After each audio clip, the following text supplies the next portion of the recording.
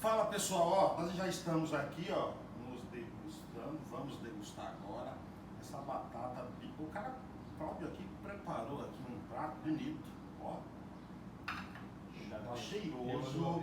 Agora resta-nos saber o sabor, será que tá bom? Tem um copinho aqui muito especial, explica aí sobre esse copo aí, ó, Cláudio. Esse aqui é um copo de um pessoal da China que também tem uma parte de fornecimento para o Brasil de componentes utilizados na agricultura. Eu acabei conhecendo eles, tanto que eu tenho um produto deles para testar aqui para o Nordeste, e eles me deram de presente um copinho proveniente lá de China.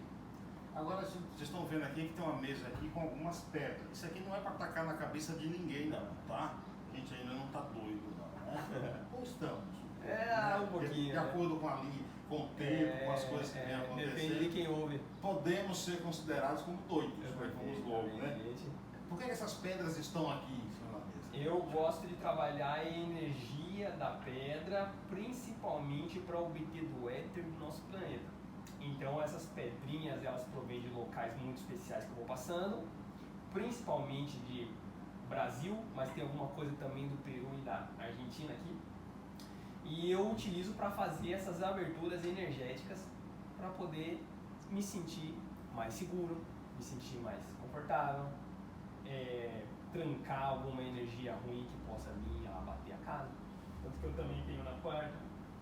Essas aqui vieram aqui de Tucano. Perceba que nós temos um perfil de pedras aqui na Bahia, entendeu? Muito provavelmente, em alguma época, deva ter chovido um meteoro aqui na Bahia. Nós temos um perfil de pedras muito saliente aqui. Eu vou te contar, aqui em Monte Santo, Bendegó, foi onde caiu o maior meteorito já no Brasil. Exatamente. É a pedra de Bendegó, que hoje está no Museu Nacional do Rio de Janeiro, que ela tem quase 6.000 quilos. Olha aí, exatamente. Perceba que ela não deve ter vindo sozinha. Ela deve ter vindo junto numa chuva. Ela é um elemento de uma chuva de meteoros que muito provavelmente acertou essa nossa região. Eu gostei tanto desse, combina com a batata. Combina, né? Tô quase levando. Ele, mano. Eu aqui, ó que lindo, olha que coisa linda. Chinês. Chinês, né? Um cafezinho. Por favor, fica à vontade, tá? Obrigado, brinde, claro. Sem açúcar, um café sem açúcar. Baiano, pra gente poder prestigiar o café da Bahia. Muito bom. Vamos provar isso aqui? Por favor, fica à vontade. Aqui o que a gente tem? Um café da manhã extremamente nutritivo. Atum com a fase proteica, também de ômega 3, EPA e DHA, que é muito importante. A batata doce na fase de carboidratos, mas é uma batata doce biofortificada que também provém compostos bioativos, com destaque para as antocianinas. Nós temos aqui também ovos, que contribuem tanto com a fase proteica quanto a fase lipídica. O tomate, que fornece um bom conteúdo também de licopeno. E a cebola para dar o sabor. E o tempero com açafrão, que é o tempero baiano. Qual é a diferença dessa batata aqui para aquela batata comum que a gente come? Nós temos diferença tanto na textura, quanto diferença na composição nutritiva, diferença também na composição de compostos bioativos. Isso provém de um metabolismo da planta. A planta que produz antocianinas e polifenóis possui rotas bioquímicas que chamam rota do ácido chiquímico e rota do ácido malônico e hidroxicinâmico. Então o que isso acontece? Ao invés de ter um encadeamento ininterrupto de amido, existe a fotossíntese, a formação de fotoassimilados, geração de açúcar, encadeamento do açúcar e formação de amido. Ela tranca a formação do amido para poder iniciar a formação desses compostos bioativos. Então, o empacotamento do amido, ele é reduzido e ele é diferenciado. Eu tenho na minha dissertação de mestrado imagens de microscopia eletrônica de varredura que comparam resultados da batata doce branca, que eu também tenho aqui para trabalhar, da batata doce laranja e da batata doce de polpa creme e essa de polpa roxa. Então isso também é visível, quero que você entenda que também é estrutural, não só de composição. O sabor dela é próximo da que a gente come, não é? E só você experimentando um pedaço especificadamente dela, ó. Tira a casca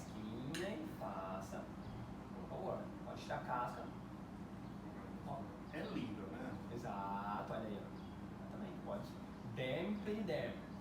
Experimenta você ver. Ela é mais macia, ela tem um sabor diferenciado.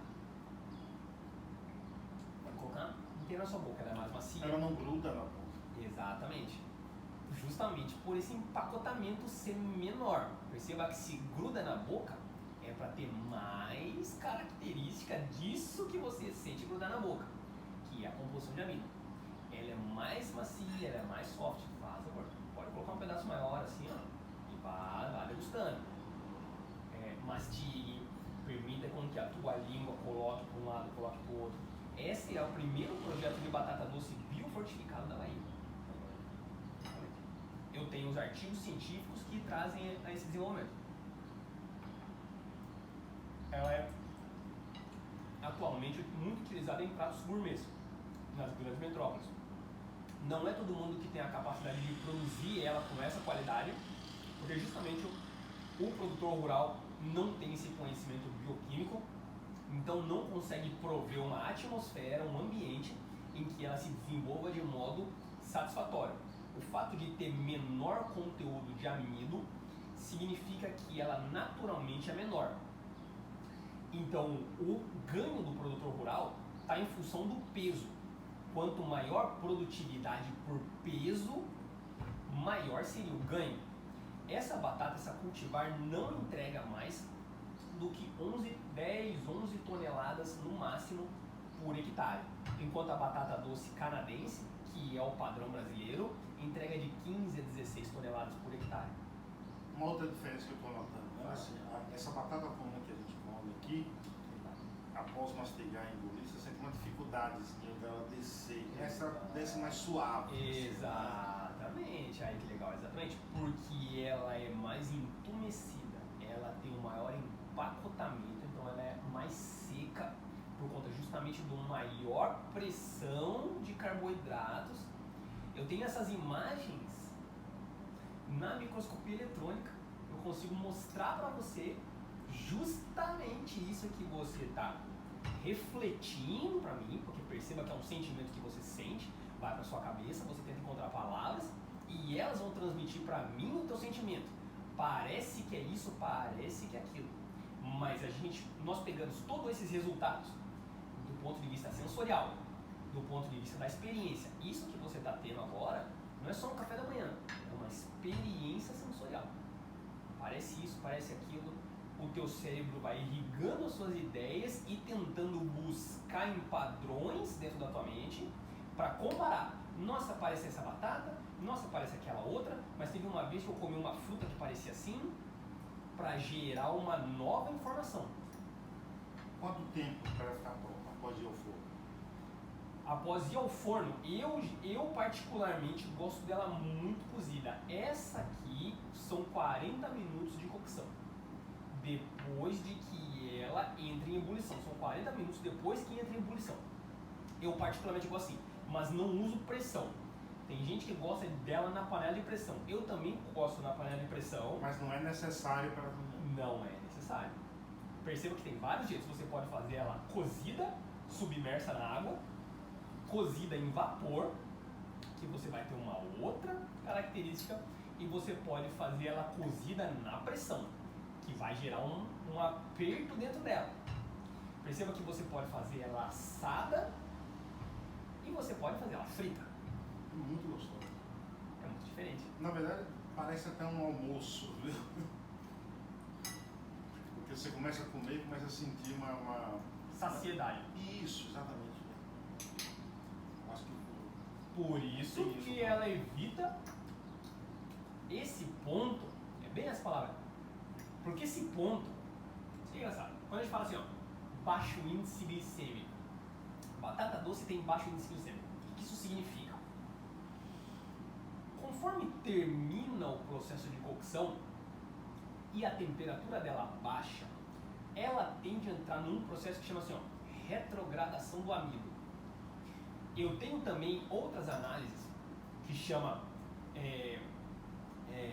calorimetria diferencial exploratória, DSC é o nome da análise, que ela vai injetando calor para dentro e o grânulo de amido tem uma característica O amido, ele é uma cadeia. Conforme vai entrando calor e vai entrando energia, essa cadeia tende a se estender até um ponto de ruptura, onde ela rompe. E ele tem uma outra subida, um outro ponto de resistência, e ele rompe a última vez.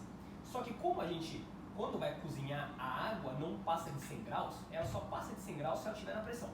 Ela não passa de 100 graus. Então você só consegue injetar para dentro no máximo de 100 graus para baixo. Vamos colocar 95, 96, porque ela está em processo de ebulição, vamos colocar 95. Então o que isso vai fazer?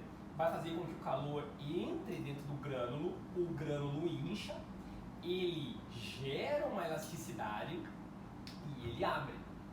Conforme você termina de cozinhar e tira a água, essa água tende a ser expulsa e a saída do calor faz com que esse amido retorne a um processo de empacotamento. Esse empacotamento é que evita o ataque das suas alfa-amilases, que são as suas enzimas. São as enzimas que vão quebrando a cadeia do amido em açúcares menores para que ele vá para o teu sangue. Depende de um ataque maior, então você tem um baixo índice de açúcares, de glicêmicos, né? Um baixo índice de entrada de açúcar para o teu sangue. Ele é gradativo, o que evita o pico de glicemia. Perceba que quando você come alguma coisa com muito doce, muito açúcar, qual é a primeira coisa que você faz? Toma água. Toma água. Por quê? Porque o teu corpo vai tentar... Ela não dá sede.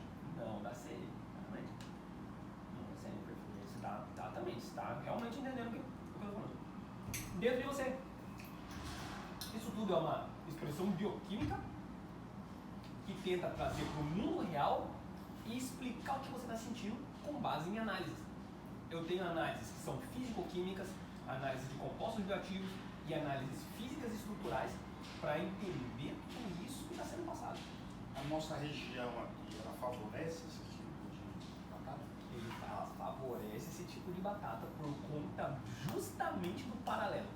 A batata doce, ela tem predileção por clima tropical e nós estamos sob um bioma da caatinga e com uma oportunidade de utilização de água pela região aqui da nossa Nova Soure. Então você tem uma predileção por produzir a batata doce. Na minha tese de doutorado eu escrevi sobre isso e eu acredito que com um investimento focado na indústria, na transformação, nós podemos sim ser o estado número 1 da produção de batata doce no Brasil e o Brasil sim se tornar o maior produtor das Américas de batata doce. Você vê isso com otimismo a longo, curto prazo? Quais são as análises que você faz sobre essa perspectiva? Olha só, agora vamos desligar o Cláudio, que é bioquímico, e vamos ligar a parte da USP em agronegócios. Eu tenho um MBA em economia agrária. Olha só, primeiro vamos fazer uma comparação. O maior produtor de batata doce das Américas é os Estados Unidos. Só que ele também tem uma indústria de transformação, porque você percebe que aqui nós temos uma commodity. Dessa batata você pode tirar diversos produtos, seja para alimentação humana, seja para obtenção de compostos industriais, seja para geração de etanol, seja para geração de forragem animal. Então ainda existe uma dificuldade no estabelecimento do elo número 3. O agronegócio é um encadeamento de 4 elos. Insumos antes da porteira, dentro da porteira que liga agricultura e agropecuária, a biotransformação, a transformação desses produtos e a expedição deles. Perceba que a soja, que é líder nacional, só é o que ela é por conta da proteína que ela fornece e do óleo que ela fornece. Não se usa soja em grão. Então é a industrialização do setor grãos, é a industrialização do setor sucroalcooleiro que faz com que a cana-de-açúcar seja referência na geração de açúcar e de etanol. Então, vamos voltar para a pergunta. Batata doce. primeiro, o Brasil tem uma oportunidade de produzir um alimento que é da América do Sul. Segundo, tem uma predileção pela produção e a Bahia pode liderar isso. Terceiro, para poder impulsionar o aumento da produtividade, nós precisamos de uma impulsão no aumento do beneficiamento. O beneficiamento vai trazer a valorização e a transformação de produtos de valor com base num alimento de base. Com base num alimento que serve tanto para você comer na mesa, quanto para você obter massas, bebidas. O Japão tem uma indústria também muito forte que desenvolve diversos produtos a partir da batata doce. E nós no Brasil podemos colocar mais de 30 Japão aqui dentro. Eu estou comendo aqui e pensando em algumas coisas. Entre elas, eu estou tirando a casquinha aqui da batata. Ela pode ser utilizada para alguma coisa? Alimento para animal, alguma coisa? A casca da batata doce? A casca? É, essa casquinha. Exatamente, ela pode ser utilizada principalmente para a obtenção de lignina. Que seria um biocomponente para colocar tanto em ração animal, quanto em paletizados, quanto junto com outras, por exemplo, vamos comparar o cítrico da laranja. A laranja é retirado o suco e a polpa cítrica vai para a ração animal. Então você pode obter ainda um subproduto a partir da casca e a geração de um produto de valor, porque num racional onde a gente coloca a batata doce num processamento e vai utilizar da polpa dela, nós temos a obtenção circular de uma casca que está saindo a custo zero e uma obtenção ainda de uma polpa que fica nessa casca. Então vamos colocar assim alguma coisa de mais 1% dentro de um processamento industrial. Então ó, a gente ainda tem polpa e casca para que possam ser triturados e utilizados, seja para a obtenção de um outro componente, seja para a utilização dela inteira. Se aproveita tudo. Exatamente. O que precisa é o desenvolvimento de tecnologia. Atualmente a cana-de-açúcar só tem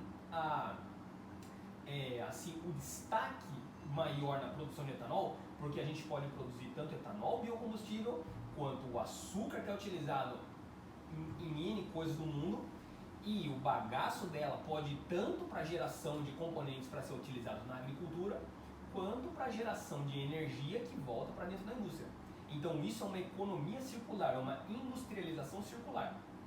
São necessárias pesquisas e maior estudo para que sejam desenvolvidos cadeias que vão colocando a batata doce nesse processo. Você falou de economia, a gente está falando também de tecnologia, de pesquisa, de estudo. Para quem está nos assistindo, isso pode parecer que vai chegar ao consumidor a um preço lá em cima. Ó, como é que a gente vai comprar isso? O consumidor pode pensar. Quanto eles gastaram? Como a gente chega nisso? Então, e a gente está acostumado, a gente vive numa região, né? Eu sou daqui, você não, mas conhece muito bem, onde o agricultor ele vai lá, ele planta a batata doce, depois colhe, vai à mesa e come. De uma forma bem simples e direta aqui. Essa batata aqui, ela vai chegar muito cara para o consumidor? Isso é o bacana. Ela não precisa chegar cara para o consumidor se nós tivermos, por um lado, o aumento da demanda com o aumento da oferta, por outro lado, com tecnologia agrária e uma oportunidade ainda de políticas públicas custearem parte desse processo. Outros países, principalmente na África, têm na batata doce um alimento de base e o desenvolvimento de políticas que sejam assim de soberania alimentar. A gente fala muito hoje em agronegócio, e eu sou formado nessa área, com um sentido de balança comercial e de geração de valores para fora.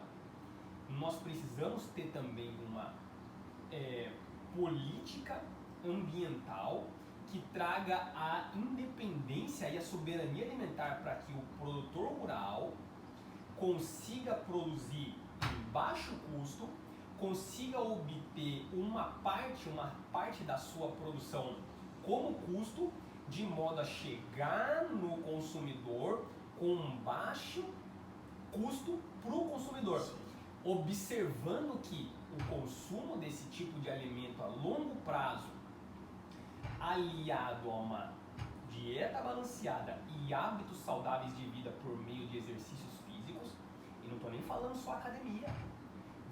Saiu um estudo recente na Europa que demonstra que 20 minutos de caminhada e de atividade física, 20 minutos, bastam para poder manter uma regulação do teu metabolismo, fazer com que o que é velho se vá e o que é novo, para você não ter uma saturação. Esses, como eu posso dizer assim, mas esses pedaços geram um quebra-cabeça em que o futuro você tem pessoas melhor assim, mais bem formadas, não que mais bem, mas assim, a formação do indivíduo ela vai ser melhorada no futuro. Nós vamos ter jovens com 10, 12 anos na casa do 16, 17 com menor incidência de diabetes, jovens com menor incidência de obesidade, jovens mais bem formados, porque a alimentação ela é base de vários dos nossos problemas. A pessoa não come bem, não se sente bem, fica brava, acaba que briga no serviço. A alimentação, a boa alimentação, ela é base para o desenvolvimento de uma sociedade mais racional. Ela passa por esses alimentos de base. Não estou nem falando que é industrializado, estou falando alimentos de base. Nós somos um povo da América do Sul que tem na raiz, na batata doce, o desenvolvimento dos povos. E a gente perdeu isso com o advento do tempo. A batata doce ela pode sim ser um ator, uma atriz no melhor desenvolvimento do ser humano, se políticas públicas observarem que tanto a produção quanto a entrega e oferta devem ser tratadas como base, como direito. A gente está falando de políticas públicas e eu te pergunto, o prefeito daqui, Cassinho, já provou dessa batata? Obrigado por perguntar, claro, eu quero aproveitar a oportunidade e mandar um abraço, um reconhecimento do ponto de vista de trabalho científico à pessoa Luiz Cassinho, Luiz Cássio de Souza Andrade. Luiz Cássio que é de do Souza Paiaiá, Andrade. claro, tem que ser do Paiaiá. É da Gema.